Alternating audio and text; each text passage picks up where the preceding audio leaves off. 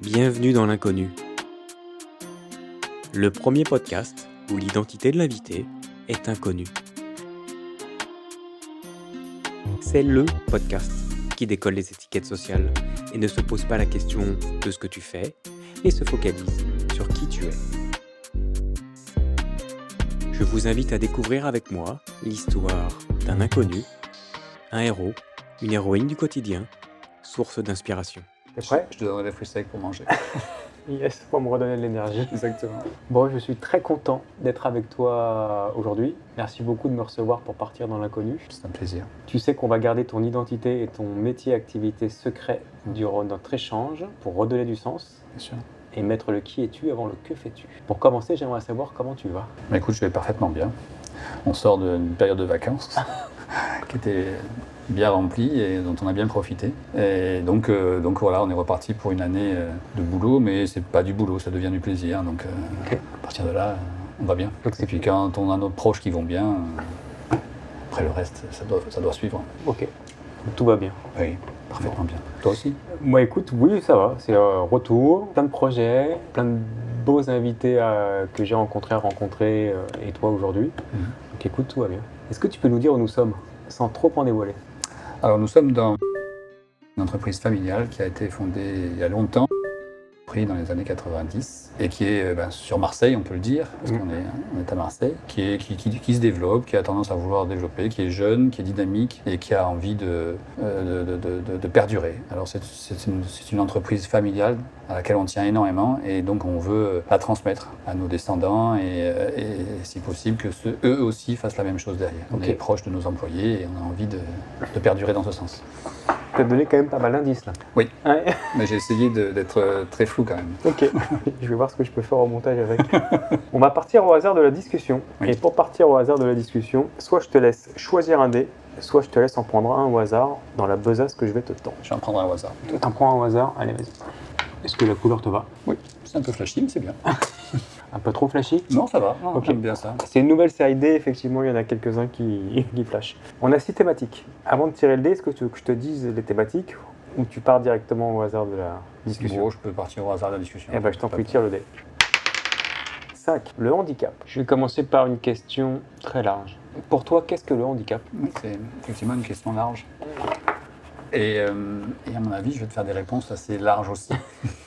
Je vais t'aider à creuser. Parce que le handicap, moi dans ma tête, toujours on pense handicap physique, moteur, des choses comme ça, ou mental.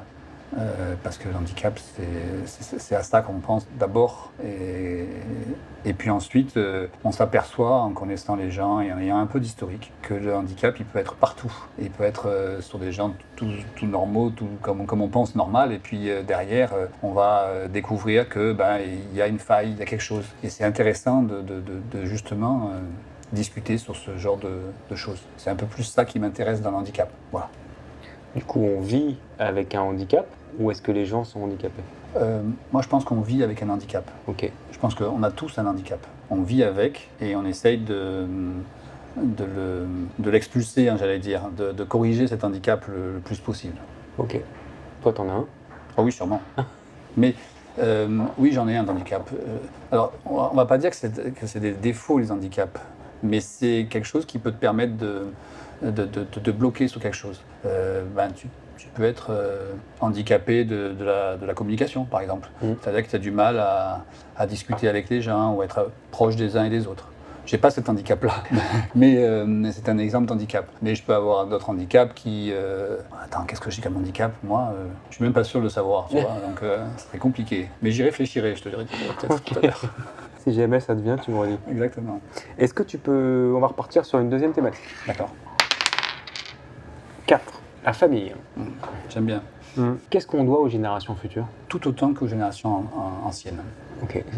C'est-à-dire? Eh bien, on leur doit ne serait-ce que ce qu'on va leur laisser. On leur doit de leur laisser des choses qui soient gérables pour eux, à tous les niveaux. C'est-à-dire que moi, je me référence toujours à cette phrase, alors je ne le dis pas correctement parce que je ne la connais pas par cœur. On n'est pas propriétaire de ce qu'on a, on est juste locataire. Et il faut qu'on l'entretienne pour que les autres puissent après, derrière, l'utiliser. Voilà, ça parle de l'environnement, comme ça parle d'un bien, comme ça parle de nos connaissances et de ce qu'on peut apprendre à l'autre. Et ça, pour moi, ça fait partie aussi de la transmission. Et par rapport aux anciens?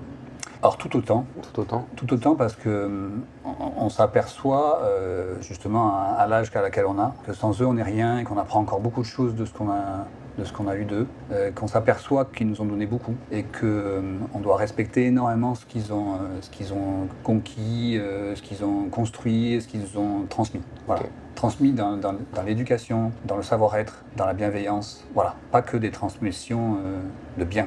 Et justement, en parlant de transmission et de valeurs, quelles sont les valeurs familiales importantes? Alors les valeurs familiales importantes, pour moi, c'est le respect. Et ça, c'est très important. Le respect des uns et des autres, et aussi les valeurs de bienveillance. On en parle beaucoup, hein, c'est un terme, on va dire, à la mode, la bienveillance, mais c'est beaucoup plus fort que la tolérance. La bienveillance, c'est d'être attentif à l'autre. Et ça, c'est des valeurs qui sont primordiales. Et puis il y a les valeurs de travail, les valeurs de bien-être, comment te dire, d'être attentif à l'autre, d'être ouvert vers les autres. Voilà, ça, c'est des valeurs qui sont... Alors j'en ai cité beaucoup, il n'y en a pas plus qu'une autre, mais quand on a transmis ces valeurs, qu'on a reçues, eh ben on a fait une petite réussite. Ok. Tu vois ? C'est quand on parle de réussite de vie, ça fait partie aussi de ça. On va peut-être parler de réussir sa vie derrière, mais oui, c'est pour ça que je vais pas trop vite. On verra comment le dé se tire. Est-ce que tu as une leçon de vie que ta famille t'ait transmise qui te revient là? Oui, j'en ai une très belle et qui ne vient pas nécessairement de mes parents, même s'ils ont tout fait pour qu'on soit bien, mais grâce à eux, on est allé vers du bon côté, mais plutôt de mes beaux-parents. C'est de te recevoir comme tu es. Pas de critiquer, pas de savoir tes failles ou tes handicaps. Juste te recevoir comme tu es et s'occuper de toi comme tu t'occupes de tes autres enfants. Une personne extérieure, elle va venir dans ta famille, ben tu vas te dire, elle, je l'accueille comme si c'était un de mes enfants. Et ça, je l'ai appris de mes beaux-parents, qui ont toujours fait ça. Et je trouve ça magnifique, sans critiquer, sans juger. Donc c'est s'accueillir soi-même tel que tu es, oui, et accueillir les autres aussi tels qu'ils sont. Exactement. Ok, en effet miroir. Oui, tout à fait. Okay. C'est le fait même de pouvoir se sentir bien pour accueillir les gens et les intégrer complètement dans ton contexte, dans ton esprit. Avant justement que tes beaux-parents te donnent ce conseil, oui, c'est quelque chose que tu faisais? Alors, pas nécessairement, parce que on était très jeunes à l'époque. Hein. Moi, quand je suis arrivé chez mes beaux-parents, j'avais 23 ans ou 22 ans, donc c'était vraiment... On était très jeunes et on réfléchissait pas et on avançait et puis voilà. Mais je sais pas si je le faisais ou pas. En tout cas, j'avais pas la conscience de le faire. Parce que tu apprends à faire ce genre de choses quand tu commences à avoir une maison, à avoir des enfants, à avoir des personnes à qui tu peux accueillir, des amis. Alors, on le faisait peut-être naturellement, mais sans le sentir, sans le savoir. Okay. Tu apprends à connaître cette situation. Donc ça vient avec le temps et la maturation. Il a un peu de maturation. Ouais. Je pense, oui. Je pense. Et par la maturation et par l'éducation que tu as reçue aussi. Et par ce que tu peux montrer. Et je vais en faire une dernière sur la famille. Est-ce que tu as des traditions ou une tradition familiale particulière? Un rituel? Moi, j'ai une tradition de fête familiale. Tu vois, c'est toujours pareil. On aime recevoir nos enfants. On aime avoir ces traditions de Noël, d'anniversaire. On fait même les fêtes pour nos enfants, etc. Tu vois, donc on est assez traditionnel là-dessus. On a beaucoup de traditions et on aime les garder, en fait. C'est une certaine joie. On attend ces moments importants. Donc c'est les moments de partage. De partage, mais j'ai pas le mot qui vient. Ce sont des moments de célébration. De célébration aussi, oui, on peut dire ça. Ça rythme notre vie aussi. Ok. Célébrer la vie et célébrer la famille. Oui. On part sur une dernière thématique. Dans le thème de la famille, c'est ça qui est important. C'est bien. Hein. L'amour. Ah oui, ça j'aime bien aussi. Les dés piochés par mes invités, en fait, il n'y a pas de hasard de la discussion. C'est ça qui est très drôle. Qu'est-ce que l'amour pour toi? Ça aussi, c'est une question vaste. Oui, je sais. J'aime bien la technique de l'entonnoir. Ouais, On commence je vois, large et part puis large. après on dévie, on affine. L'amour, c'est l'autre. C'est l'autre avec un grand A en fait. C'est l'autre, c'est pas que l'être cher, c'est l'autre en général. L'amour, ça doit être donné, partagé et aussi prendre, oui, et aussi profiter. Ok. Quand tu dis que l'amour c'est l'autre, C'est l'autre être que tu as à côté de toi, quoi. Alors ça peut être ton épouse. Moi, je suis très amoureux de ma femme et je suis fier de le dire et depuis longtemps. Mais c'est l'amour de nos enfants, l'amour de nos petits-enfants, l'amour de nos amis, l'amour de notre famille en règle générale. C'est lié. Tu vois, là on trouve le lien entre la famille. On parlait de la famille, on parle de l'amour. Je trouve qu'il faut qu'il y ait de l'amour en famille. C'est-à-dire que on peut avoir des divergences, on peut avoir des contraintes, des disputes, il peut y avoir plein de choses. Mais ce qui reste dans la famille, c'est les racines et l'amour que tu apportes à ces racines.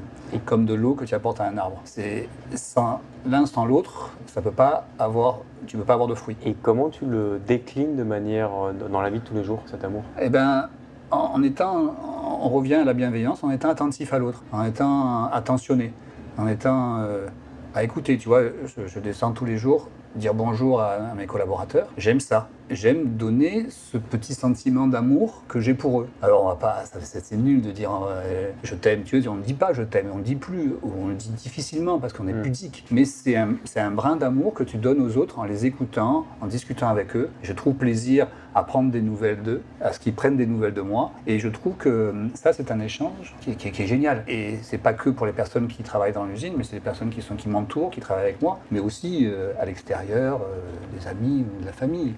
Donc j'entends qu'il y a pour toi, si j'ai bien compris, l'amour n'est pas seulement l'amour amoureux, Oui. mais c'est un amour qui est au-delà Oui. et qui touche en fait toutes les personnes que tu côtoies Oui. pour donner. Oui, à certains stades, à certains niveaux, stade, on est d'accord. à certaines intensités. Bien sûr que l'amour principal, c'est l'amour qu'on donne à notre être cher et qu'il nous rend, mais c'est aussi l'amour qu'on distribue. Et quand tu disais tout à l'heure, je donne, et à un moment donné, il y a des choses qui vont revenir. Et bien ça, c'est pareil. Si tu ne donnes pas de l'amour, tu ne peux pas en penser en recevoir. Voilà. Et ça, je pense que c'est en donnant que tu reçois. C'est très joli. Est-ce que je t'en fais une dernière ou pas? Non, on va s'arrêter là. On passe au texte à trous. Et je commence les phrases, tu les termines. Oups là. Ma plus grande source d'inspiration. Et ma famille. Je sais pas pourquoi, ça m'étonne pas. Si j'avais su, J'aurais commencé avant. C'est nul, mais j'aurais commencé avant parce que quand tu arrives à aller à un milieu de vie, et ben tu te dis il y a plein de choses qui ont été loupées et qu'on aurait pu faire avant. Mais je regrette rien en tout cas. Ok. La dernière fois que j'ai cuisiné, C'était hier. c'était quoi? Alors je me rappelle plus du nom que ça s'appelait, c'est corse d'origine, parce que mon épouse nous a donné un nouveau livre qui est sympa. Et c'était des aubergines que tu fais cuire à confit avec des tomates, des oignons, des capres, des olives. Ça s'appelle une caponara, je crois, un truc comme ça. Ok. Et c'est à tomber. C'est très tombé. Ouais, on a fait ça hier soir avec aussi une soupe au petit marron. Donc, Ah oui, voilà. pas mal. Oui, c'était pas mal. Ok. Il va falloir qu'on mange ensemble. Ah, quand tu veux. Le sport, La vie. ça prend une place importante dans ta vie? Alors, je ne parle pas que pour moi. Ok. Pour moi, oui, ça fait partie de ma vie.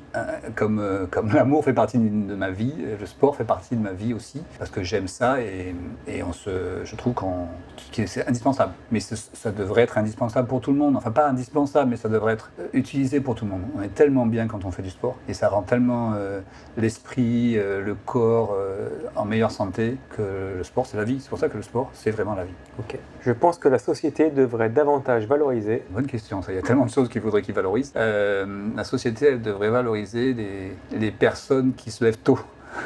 On va dire ça. Oui, les personnes qui se lèvent tôt, parce que, moi j'en suis un, alors je parle un peu pour moi, mais c'est vrai que les personnes qui se lèvent tôt, c'est les personnes qui se donnent du mal, c'est les personnes qui n'ont pas peur d'avancer et de tirer dans le bon sens. C'est des gens qui ont un bon esprit et qui ont envie que la société évolue, change, bouge. Et voilà, c'est pour ça que je dis ça. Cette année, j'ai décidé de... Prendre plus de temps pour moi. On ira vérifier. C'est sûr. On passe à la question d'un inconnu. Chaque invité pose une question au prochain invité. Je vais donc te poser la question de mon dernier invité. D'accord, avec plaisir. Si il existe, quel serait l'obstacle que tu n'arriverais jamais à franchir? Qu'est-ce qui te bloquerait à 100%? C'est une sacrée bonne question. Je ne sais pas où tu as trouvé cette question. Dans ton cerveau. Dans son cerveau. S'il y a quelque chose qui me bloque, est-ce qu'il y aurait quelque chose qui me bloquerait à 100%? Non. Moi, ça pourrait me bloquer à 80%, 90%, mais je ne crois pas qu'il y ait quelque chose qui me bloque à 100%. Je pense que j'ai un esprit, comment te dire, j'aime avancer, j'aime que la vie nous booste, et donc je pense que je ne me bloquerai pas, ou alors ça me donnerait encore plus de boost s'il y a quelque chose qui essaierait de me bloquer. Ok. Voilà, ça me donnerait encore plus de dynamisme pour essayer de passer l'obstacle. Ok. Moi, mon invité, sa réponse a été de s'il avait plus d'amis. S'il n'a plus d'amis, Ouais. eh bien tu vois, c'est une bonne réponse, mais j'aurais pas pris cette réponse. Ok. Ça aurait pu me donner une idée, mais non. En fait, si je n'avais plus d'amis, je me tournerais encore plus vers ma famille. Ou si j'avais plus de famille, ben, je me tournerais plus vers mes amis. Alors tu vas me dire, mais si tu n'as plus de famille, plus d'amis, Oui, comment tu fais? Eh bien, je vivrais seul, mais je vivrais seul avec la nature. Je me tournerais vers la nature, je vivrais, je sais pas, moi, à la Donc, montagne. toujours un moyen de. Il y a toujours, voilà, on peut toujours trouver un moyen en fait. Pour avancer. Je suis d'origine, enfin de tempérament optimiste, donc je trouverai toujours un moyen pour m'échapper. Bon, croise les doigts que ça n'arrive pas. Moi aussi. On dit Inch'Allah chez nous. Est-ce que tu as un sujet qui t'énerve ou une attitude qui vient te gratter quand elle vient se présenter à toi? Sûrement. Moi, j'ai une attitude, plutôt un sujet, une attitude. Une attitude, ça serait plus le manque de conviction ou le manque d'envie. Voilà.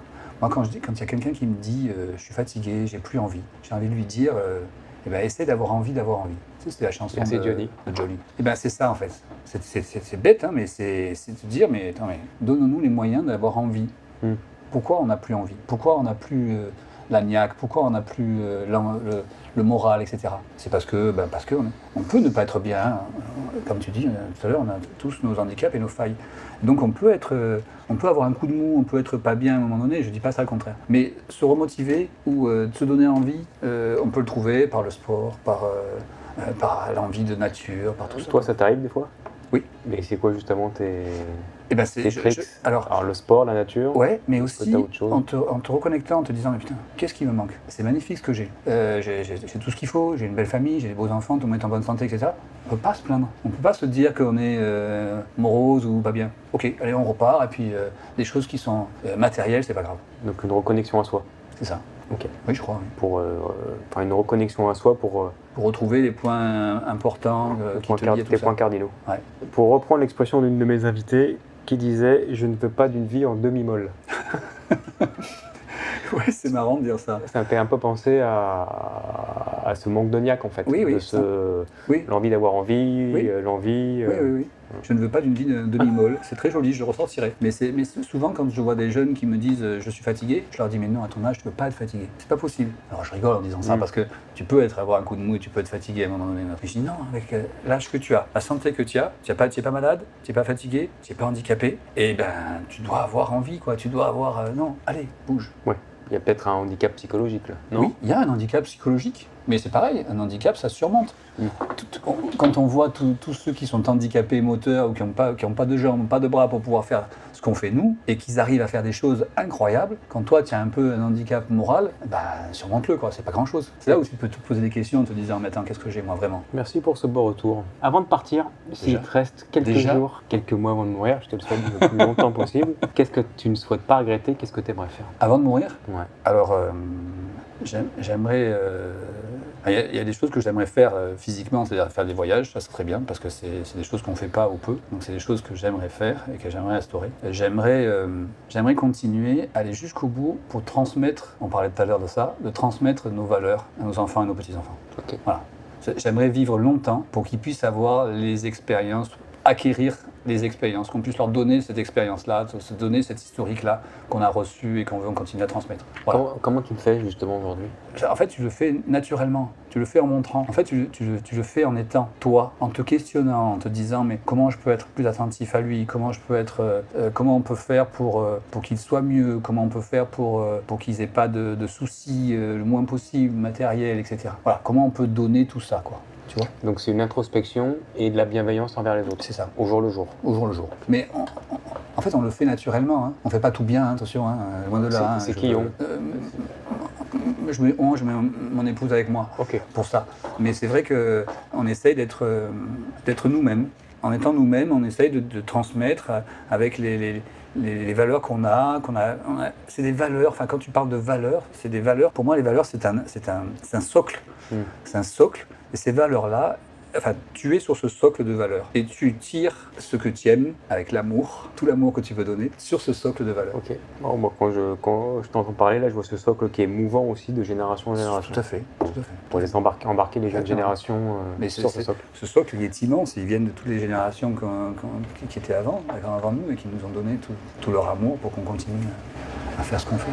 On passe au partage de vie. Tu vas retirer le dé, Ouais. mais je vais te donner la consigne avant. Si tu fais un chiffre pair, ce serait nous partager le conseil que tu aurais aimé recevoir plus tôt. Ouais. Un conseil que tu aurais aimé recevoir Ouais. plus tôt. Si tu fais un chiffre impair, ce serait de nous partager le moment ou un des moments les plus douloureux que tu aies traversé, mais surtout de nous donner les ressources que tu as utilisées pour le dépasser. J'aimerais te faire les réponses aux 2 questions. Pair. Il y a un nombre de pairs sur cette question, c'est un truc de dingue. C'est incroyable. Et les gens sont soulagés quand c'est pair. Ah ben non, moi tu vois, j'aurais été soulagé d'être impair. Et est-ce que tu veux du coup, tu sais quoi, est-ce que tu veux partir sur l'impair? Si tu veux. Ah bah avec Parce grand que tu plaisir. as plus de gens Ah ouais, j'ai qui plus préfèrent de le pairs. pair. Moi je préfère l'impair. Un des moments les plus douloureux et surtout quelles sont les ressources que tu as utilisées en fait pour le dépasser? Un des moments les plus douloureux, c'était le décès de mon père. Douloureux parce que c'est toujours trop tôt, même s'il avait 79 ans et que bon, on dit qu'il a eu une belle vie et qu'il a bien profité de la vie et qu'il est mort heureux, j'allais dire. Mais par la maladie, c'est toujours brutal. Bref. Comment on a su, enfin comment j'ai parce que je dis toujours on parce qu'on est souvent ensemble avec mon épouse et que ces moments difficiles on les surmonte ensemble, souvent ensemble. En fait, on a surmonté ce souci en s'occupant énormément de lui avant qu'il parte, en étant présent, en essayant de lui faire comprendre qu'on l'aimait en fait. Et pas toujours les enfants ont la possibilité de dire à leurs parents qu'ils les aiment. Et ça c'est des choses qui font du bien à la personne, mais qui nous font du bien à nous. Et c'est comme ça qu'on arrive à surmonter un peu l'épreuve. Et si j'ai une leçon, enfin c'est pas une leçon, mais un conseil à dire à beaucoup d'entre nous, c'est justement ça. C'est de dire aux gens qu'on aime, qu'on les aime. C'est aussi une chanson. Et parce que c'est important, parce que ça fait du bien. Vraiment, ça fait du bien. Okay. Et ça permet de surmonter les problèmes, ça permet les soucis ou les moyens graves comme cela.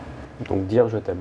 Simplement. Partager en fait ses émotions et la communication. Et j'aurais jamais pensé le faire auprès de mon père, parce qu'il y avait beaucoup de pudeur entre lui et nous, avec mes frères et sœurs, et donc il n'était pas tout à fait attentif à ce genre de choses, parce que lui il avait une éducation dans la pudeur, et on ne disait pas ces choses-là dans sa famille, etc. Et donc j'avais vraiment envie de lui dire pour qu'il puisse le savoir avant de partir. Et comment il l'a accueilli? Je sais pas. Je pense qu'il l'a accueilli avec étonnement. Mais il l'a accueilli avec étonnement dans la généralité de ce qu'on lui a apporté, entre nous tous, entre tous nos frères et sœurs. Il ne pensait pas que tous on l'aimait autant. Il ne pouvait pas imaginer ça en fait. Ouais, c'est joli. Et en fait, c'est là que ça l'a interpellé. Il s'est dit, ça, c'est marrant. Enfin, c'est fou. Voilà. Ouais, et ça fait du bien à tout le monde. Hein. C'est joli. Ouais. Merci beaucoup de Avec plaisir. ton authenticité. Ça va être à ton tour de poser une question au prochain invité. Ça va être compliqué. Hein. Quelle question aurais-tu envie de lui poser? Qu'est-ce que tu pourrais faire de mieux pour ton prochain? Comment tu pourrais lui tendre la main? Qu'est-ce que tu pourrais faire de mieux pour ton prochain? Et la deuxième partie, c'était comment tu pourrais lui tendre la main? Et cette question, tu vois, je me la pose tous les jours. Pas tous les jours, parce que c'est pas quelque chose qui me tracasse, mais qu'est-ce que je pourrais moi-même faire de mieux? Et bien justement, c'est la question que je te pose. Enfin, tu te poses automatiquement. Ouais, voilà. Et tu vois, quand je pose cette question, je me le demande tous les jours. Et comment tu le... Et comment je pourrais la résoudre? Eh ben, c'est justement... Ça revient à une des thèmes qu'on avait dit en prenant plus de temps pour moi. C'est aussi ça.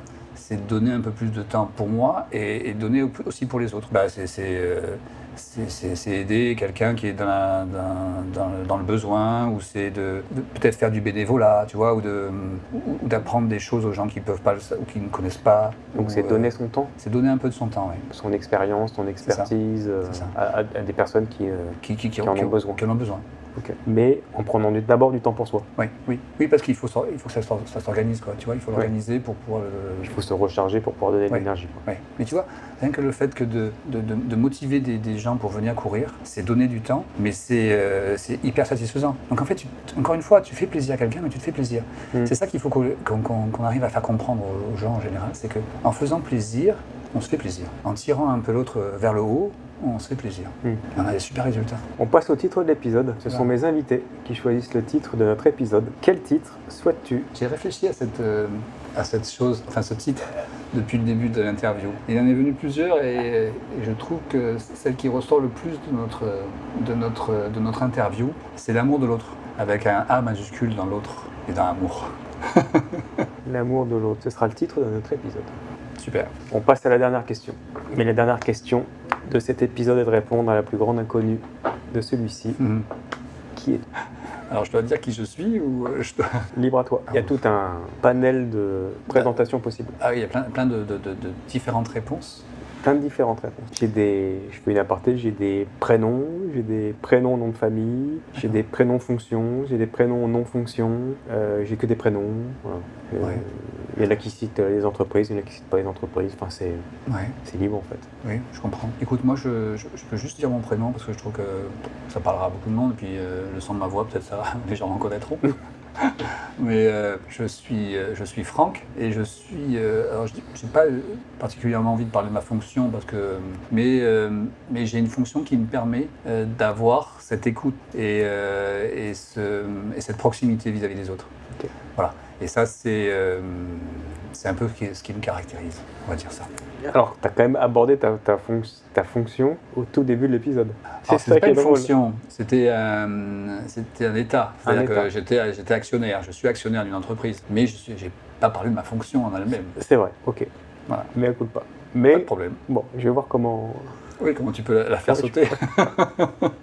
Est-ce que tu vas rajouter quelque chose, Franck? Ah oui, je vais rajouter quelque chose. Je vais rajouter que j'ai trouvé beaucoup de plaisir à cette interview avec toi. D'abord parce que je t'apprécie et qu'en plus, c'est toujours dans des... Enfin, c'est toujours, c'est la première fois qu'on le fait ensemble, mais c'est quand ça se passe dans des bonnes conditions et que c'est toujours dans le sens où ça va...